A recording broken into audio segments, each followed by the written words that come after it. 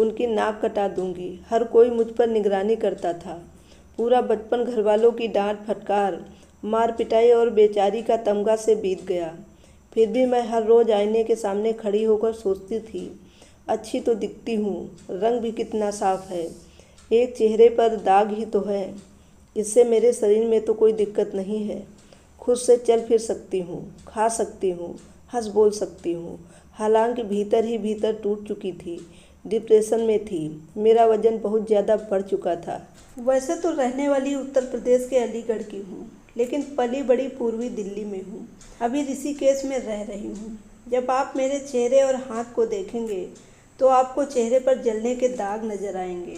अब कोई सोचेगा कि एक जली हुई लड़की योग कैसे सिखा रही है, क्योंकि लोगों का तो मानना होता है कि जो योग सिखाता है वो चमकता हुआ फिजिकली फिट होता है। बिल्कुल ऐसी मैं भी हूँ, लेकिन अंदर से। पिछले 4 साल से ऋषिकेश और दिल्ली में रहकर ऑफलाइन और ऑनलाइन योग सिखा रही हूँ। यहाँ तक पहुँचने में मुझे 32 साल लग गए। बहुत मुश्किल दौर से गुजरी हूँ, या ये कहूँ कि मैंने हर दिन हर वक्त नई चुनौतियों का सामना किया है। जली हुई चेहरे पर दाग होने की वजह से दर्जनों रिश्ते आए और चले गए। किसी ने पसंद नहीं किया, सबने मना कर दिया। एक बार एक लड़के से प्यार भी हुआ, बहुत खुश थी उसके साथ। अंदर से महसूस होता था कि ज़िंदगी कितनी हसीन है। बात जब शादी की आई तो पहले तो उसने कुछ भी नहीं कहा। आखिर में उसने कह दिया, तुम्हारे चेहरे पर दाग हैं, चेहरा जला है, दुल्हन की ड्रेस में तुम अच्छी नहीं लगोगी। जिससे बेतहाशा प्यार करती थी, उसकी बात सुनकर एक पल में अरमान टूट गए। ऐसा लगा कि ज़िंदगी खत्म हो गई, कुछ नहीं बचा। दिन रात यही सोचते सोचते गुजरने लगे। डिप्रेशन में रहने लगी। कुछ महीने बाद सोचने लगी कि ऐसा कब तक चलेगा। मैंने कलेजे पर पत्थर रख लिया और आगे बढ़ गई। घर वालों से कह दिया कि मुझसे छोटे 2 भाई बहन की शादी कर दो। क्या करती, जो भी रिश्ते के लिए आता, पैर से लेकर सिर तक पूरे शरीर को नजरें गड़ाकर देखता। एक ने तो पापा से यहाँ तक कह दिया, आँख से दिखने के बाद दूध में गिरी मक्खी को कोई नहीं पी लेता। लड़की जली हुई है, कैसे ब्याह कर लें। दोस्तों, मैं प्रिया सूर्यवंशी, मैं आपको अपनी कहानी सुनाऊंगी कि किस वजह से मेरे जीवन में अंधेरा छा गया। आइए इस घटना को समझते हैं। मेरी ज़िंदगी की कहानी की शुरुआत होती है 1996 से। उस वक्त मेरी उम्र तकरीबन 4 साल रही होगी। धुंधली धुंधली याद है। माँ पापा ही बताते हैं कि उस रोज़ क्या हुआ था। शाम का वक्त था, घर में लालटेन जल रही थी। उस वक्त दिल्ली के हर इलाके में बिजली मुश्किल से पहुंच पाती थी। दरवाजे पर माँ आस पड़ोस की महिलाओं के साथ बात कर रही थी। कुछ देर बाद बिजली आ गई। मैंने माँ से कहा, लालटेन बुझा दूँ? माँ ने कहा, हाँ बुझा दो। फ्राक पहनी हुई थी। लालटेन को दोनों हाथ से उठाकर बुझाने लगी। लालटेन की पैंदी बहुत गर्म थी। जैसे ही लालटेन पकड़ा, हाथ से छूट गई और फ्राक में आग लग गई। डर की वजह से चिल्ला भी नहीं पाई। डर था कि माँ कहीं मारेगी। कुछ मिनट बीतने के बाद जब धुआं घर में फैल गया तो माँ दौड़ते हुए आई। बगल में पानी से भरी एक बाल्टी थी। बाल्टी उठाकर मेरे ऊपर उड़ेल दी और वे खुद बेहोश हो गई। पापा घर पर नहीं थे, तब वे प्रिंटिंग प्रेस में काम करते थे। आस पड़ोस के लोग पहले सरकारी अस्पताल ले गए। वहाँ की इतनी खराब व्यवस्था थी कि कुछ घंटे बाद दूसरे प्राइवेट हॉस्पिटल में ले जाया गया। पापा भी तब तक आ चुके थे। सबको चिंता इस बात की थी, मेरा चेहरा न खराब हो जाए और मुझे बचा लिया जाए। करीब 50,000 रुपये खर्च हुए, लेकिन चेहरा जो जला वो वैसा का वैसा ही रह गया। मेरा फेस फूला फूला दिखता था। डॉक्टर का कहना था कि जैसे जैसे मैं बड़ी होऊंगी ये सिकुड़ेगा। 18 साल की उम्र के बाद सर्जरी हो सकती है। फेस के टिश्यू का ऑपरेशन किया जा सकता है। मैं भी इस आस में रही कि एक दिन आएगा जब मैं दूसरों की तरह बिना दाग धब्बों के सुंदर दिखूंगी, लेकिन वो दिन कभी नहीं आया। अब तो इस बात का मलाल भी नहीं होता। भीड़ में चलती हूँ तो सबसे अलग दिखती हूँ। यही चेहरा अब मेरी पहचान है। चेहरा जलने के 2 साल बाद तक तो घर से भी नहीं निकली। माँ पापा ने कभी पालने पोसने में भेदभाव तो नहीं किया, लेकिन पता नहीं क्यों बिना किसी बात के मेरी सबसे ज़्यादा पिटाई ज़रूर हो जाती थी। पापा बहुत कम उम्र में अलीगढ़ से दिल्ली रोजी रोटी कमाने के लिए आ गए। शुरुआत में वो पैडल वाला रिक्शा चलाते थे, फिर वह ऑटो चलाने लगे। वो शराब भी पीते थे। शराब पीने से पहले उनका दूसरा रंग होता था और शराब पीने के बाद कुछ और। मेरे घर पर जो भी आता वो मुझे देखकर यही कहता कि हाय बेचारी कितनी सुंदर पैदा हुई, अब जवान हो रही है। एक दाग ने सब बर्बाद कर दिया। कैसे रहेगी, कौन ब्याह करेगा। इन लोगों की बातें सुनकर माँ पापा के कान भी खड़े हो जाते। वो भी सोच में पड़ जाते कि इस लड़की का क्या होगा। उन्हें लगता था कि मैं उनके लिए बोझ बनूंगी। मुझे याद है पापा सिनेमा दिखाने ले गए थे। सत्यम शिवम सुंदरम फिल्म थी। इसमें हीरोइन का आधा चेहरा जला होता है। पापा ने मुझसे कहा, इसको तो इंजीनियर लड़का मिल गया, तुमसे कौन ब्याह करेगा, तुम्हारे भीतर तो कोई टैलेंट भी नहीं है। घर वाले मुझे पढ़ाना चाहते थे, लेकिन कभी खुलकर बाहर निकलने नहीं दिया। शायद उनके मन में रहा होगा कि बेटी जली हुई है, ठीक नहीं दिखती है, बाहर जाएगी तो जग हंसाई होगी। उन्हें इस बात का भी डर था कि यदि मैं बाहर पढ़ने जाऊंगी तो किसी लड़के के साथ भाग ना जाऊं, उनकी नाक कटा दूंगी। हर कोई मुझ पर निगरानी करता था। पूरा बचपन घरवालों की डांट फटकार, मार पिटाई और बेचारी का तमगा से बीत गया।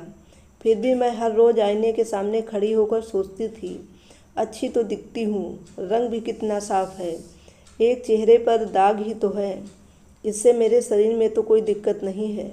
खुद से चल फिर सकती हूँ, खा सकती हूँ, हंस बोल सकती हूँ। हालांकि भीतर ही भीतर टूट चुकी थी, डिप्रेशन में थी। मेरा वजन बहुत ज़्यादा बढ़ चुका था। मेरा ना किसी से ज़्यादा मिलना होता था, ना बातचीत करना, कोई दोस्त भी नहीं था। डिस्टेंस से पढ़ाई करने के बाद जब मेरी उम्र शादी की हुई तो घर वालों ने रिश्ते देखने शुरू कर दिए। 2014 से लेकर 2017-18 तक तकरीबन 15 रिश्ते आए। जब भी लगन शुरू होती, लड़के वाले मुझे देखने के लिए आते। टेबल पर हर तरह के फ्रूट्स, मिठाई रखे जाते ताकि मेहमान नवाजी में कोई कमी ना लगे। किसी तरह से कोई मुझे बस पसंद कर ले। मैं साधारण मेकअप में लड़कों के सामने आती, अपना सिर झुकाए रखती। मुझे तो आज तक ये भी नहीं पता कि किस लड़के की कैसी शक्ल थी। लड़के वाले मुझे चलने के लिए कहते, पैर से लेकर सिर तक देखते, खाना पीना खाकर चले जाते। कुछ दिन बाद पता चलता कि उन्होंने रिश्ता करने से मना कर दिया। सबका एक ही जवाब, नहीं, लड़की का चेहरा जला हुआ है, जली हुई लड़की से अपने बेटे का ब्याह थोड़ी करेंगे। माँ मुझे ही दोष देती थी, कहती तुम ही नज़रें उठाकर देख रही थी, इसीलिए उन्होंने रिश्ता करने से मना कर दिया। अब हकीकत क्या थी उन्हें भी पता था। मैं बाहर निकलती तो बस में, सड़क पर कोई भी पूछता किसी के साथ चक्कर था क्या, बॉयफ्रेंड ने एसिड तो नहीं फेंक दिया, चेहरा कैसे जल गया। जब एक एक करके लड़के वाले मना करते चले गए तो माँ पापा का दिल बैठ गया। झल्लाते हुए उन्होंने एक दिन कहा, तुम्हारे चक्कर में इन दोनों भाई बहन की शादी भी नहीं हो पा रही है। मैंने उसी दिन कहा, मेरा इंतज़ार मत करो, इन दोनों की शादी कर दो। उन दोनों की शादी हो गई।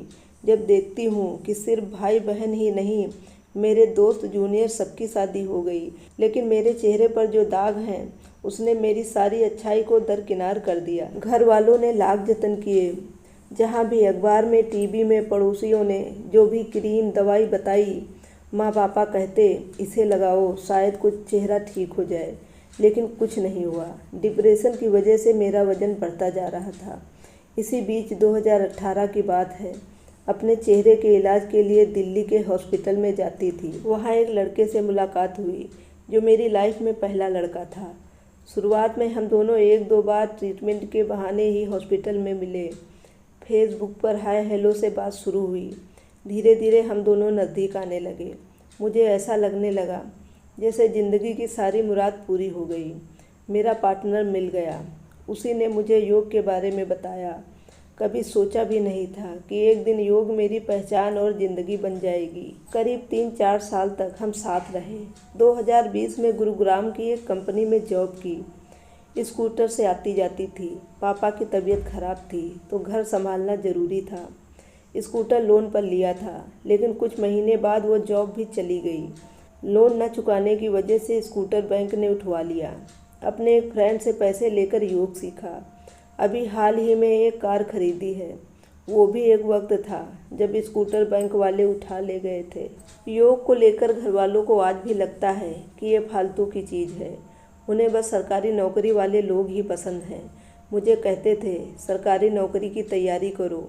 मैंने कुछ महीने की भी, लेकिन इसी बीच मेरे भाई की दिल्ली पुलिस में नौकरी लग गई तो तैयारी करना छोड़ दिया। 2022 की बात है। एक दिन उस लड़के ने कहा, प्रिया तुम अच्छी हो, हमारा नेचर मिलता है, लेकिन तुम दुल्हन नहीं बन सकती। तुमने कभी साड़ी पहनकर दुल्हन के ड्रेस में तैयार होकर अपने आप को देखा है? तुम दुल्हन के गेटअप में नहीं जम सकती। तुम्हारा चेहरा जला हुआ है। पहली बार उस दिन मुझे एहसास हुआ कि वाकई क्या इतनी ख़राब दिखती हूँ। मैं टूट गई। कई महीने तक डिप्रेशन में रही, खुद को मारने की कोशिश भी की। मैं भी तो एक लड़की हूँ, मेरा भी तो कुछ शौक़ है कि मैं किसी की दुल्हन बनूं, सिंदूर बिंदी करूं, सजूं संवरूं माँ बनूं। जब परेशान थी तो मेरी एक दोस्त ने कहा, जिस व्यक्ति ने तुमसे ये बातें कही हैं वो तो परेशान नहीं है, उसकी बातों से तुम क्यों परेशान होती हो। उसी दिन के बाद से शादी का मोह त्याग दिया। अब कोई लड़का मेरी लाइफ में आएगा, जैसी हूँ वैसा एक्सेप्ट करेगा, तभी शादी करूँगी।